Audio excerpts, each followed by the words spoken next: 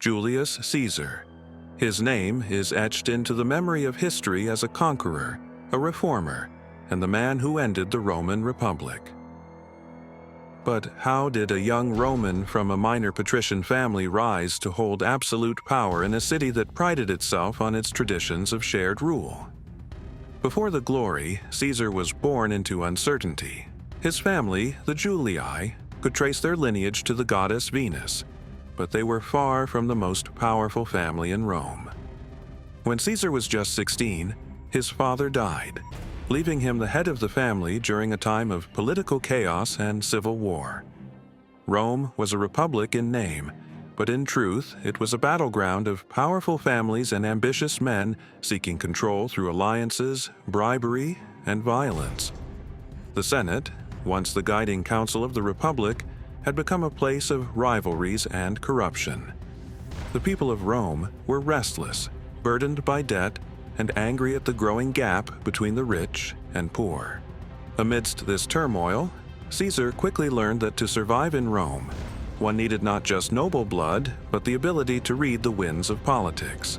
He aligned himself with the populares, the faction that claimed to represent the interests of the common people against the aristocratic optimates.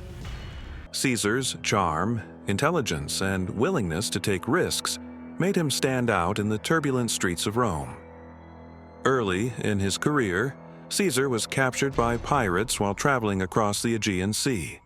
Rather than cowering, he joked with his captors, demanding they increase his ransom because he was worth more, and later hunted them down and crucified them after his release. It was a clear signal to Rome. This was a man who would not be underestimated. But it was Caesar's military brilliance that truly set him apart. Appointed governor of Gaul, he launched a series of campaigns that would expand Rome's territory dramatically and bring him unimaginable wealth and glory. For nearly a decade, Caesar led his legions across Gaul, defeating tribes and forging a loyal, battle-hardened army that would follow him anywhere. While Caesar's power grew abroad, tensions in Rome escalated. The Senate, fearing his popularity and the loyalty of his troops, ordered him to disband his army and return to Rome as a private citizen. Caesar knew that returning without his legions meant certain political ruin or even death at the hands of his enemies. On a cold January day in 49 BCE, Caesar made his decision.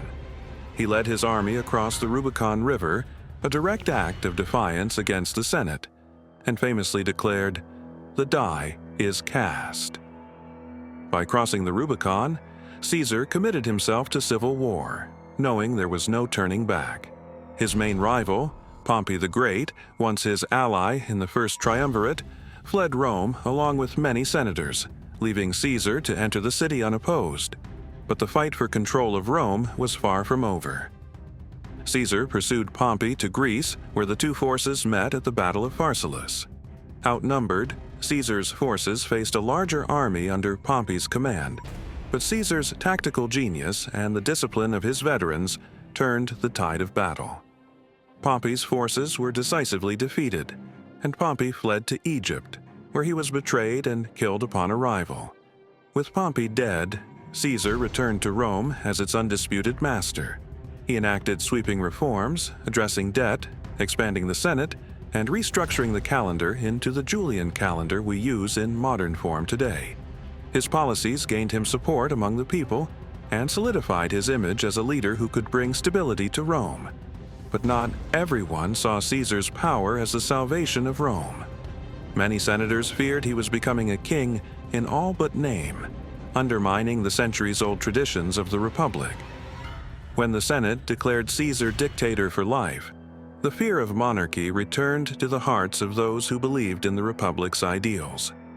On the Ides of March, 44 BCE, Julius Caesar was assassinated by a group of senators led by Brutus and Cassius. They believed they were saving the Republic, striking down a tyrant before he could crown himself king. But in reality, Caesar's death plunged Rome into further chaos and civil war, leading to the rise of Caesar's heir, Octavian, who would become Augustus, Rome's first emperor. Julius Caesar's rise was not simply the story of one man's ambition, it was the story of a republic that had become unable to manage its own contradictions, torn apart by corruption, inequality, and the ambition of its leaders. In the vacuum of this chaos, Caesar emerged as the man who could command armies, inspire the people, and seize power when others hesitated. The Roman Republic fell not only because of Julius Caesar, but because the world around him had made it inevitable.